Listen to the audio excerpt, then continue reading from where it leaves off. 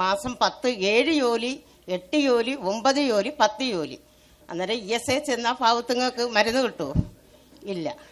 അതുകൊണ്ട് മോലാളി കമ്പനി പോയാലും മോലാളി കമ്പനി എല്ലാം അടച്ചിട്ടേക്കുക.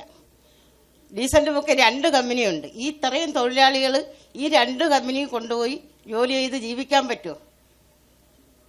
പറ്റത്തില്ല. വാടകയ്ക്ക് താമസിക്കുന്നവരുണ്ട്. ഇങ്ങനെ ജോലി ചെയ്താൽ എങ്ങനെ കുടുംബം പോറ്റിയെടുക്കും? അതുകൊണ്ട് നമുക്കൊരു മാസം ഒരു 20 ജോലിയെങ്കിലും തന്നാൽ അത്രയും നല്ലത്. അല്ലെങ്കിൽ ഒരു 15 ജോലി എങ്കിലെങ്കിലും തന്നാൽ നമുക്ക് ESIക്ക് അടങ്ങും. ഇപ്പം ഈ 7 ജോലി കൊണ്ട് പ്രൈവറ്റിൽ പോയി മരുന്ന് മേടിക്കാൻ പറ്റുമോ? ഇല്ല.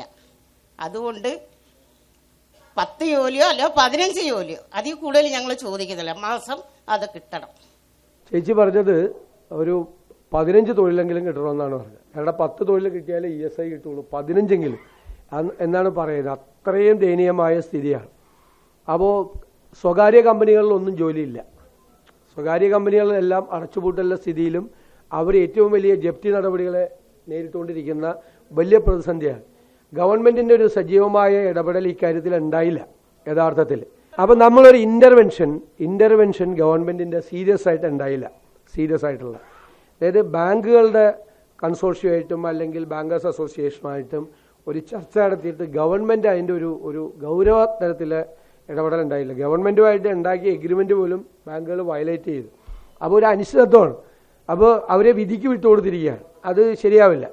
അപ്പോൾ അതിനൊരു സമഗ്രമായ പാക്കേജ് നമ്മൾ ഉണ്ടാക്കിയിട്ട് അവർ നേരിടുന്ന ഗൗരവതരമായ ജപ്തി നടപടികളെ, കാരണം ഒരു കാലത്ത് മുതലാളിമാരായിരുന്ന ആളുകൾ ഉൾപ്പെടെയുള്ള ആളുകൾ വീട്ടിൽ നിന്ന് ഇറങ്ങിപ്പോകേണ്ട സ്ഥിതിയിലേക്ക് നിൽക്കുകയാണ്, ദയനീയമായിട്ട് നിൽക്കുകയാണ്. സ്വകാര്യ 5 പേര് ആത്മഹത്യ ചെയ്തു. അത് ഇപ്പോഴത്തെ തന്നെ സർക്കാരിൻ്റെ നിലവാരം കുറഞ്ഞ തോട്ടണ്ടി ഇറക്കുമതി ചെയ്യുകയും ജോലി ഇല്ലാതിരിക്കുകയും ചെയ്യാൻ. നേരത്തെ UDF ഗവൺമെൻറ് ഉണ്ടായിരുന്ന സമയത്ത് ഫുൾ ജോലി ഉണ്ടായിരുന്നതാണ്. ഇതെല്ലാം വളരെ സജീവമായി വർക്ക് ചെയ്തിരുന്ന ഒരു സമയമാണ്.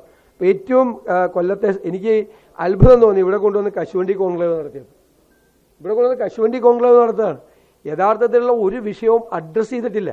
ഒരു വിഷയവും അവരത് യഥാർത്ഥത്തിൽ പഠിച്ചിട്ട് പോലുമില്ല. കശുവണ്ടി തൊഴിലാളികളുടെ വിഷയം ഒരു പോസിറ്റീവായിട്ടുള്ള ഒരു അപ്രോച്ച് ഉണ്ടായിട്ടില്ല. അക്കാര്യത്തിൽ വളരെ പോസിറ്റീവായിട്ടുള്ള നടപടി ഭാഗത്തുനിന്നുണ്ടാവും. തൊഴിലുറപ്പ് തൊഴിലാളികളെ സംബന്ധിച്ചിടത്തോളവും കുറേ റീഅറേഞ്ച്മെൻറ്റ്സ് കുറേ കാര്യങ്ങൾ ചെയ്യുന്നുണ്ട് സംസ്ഥാനത്തിൻ്റെ പരിധിയിൽ നിന്നുകൊണ്ട്. കേന്ദ്ര പദ്ധതിയാണ്.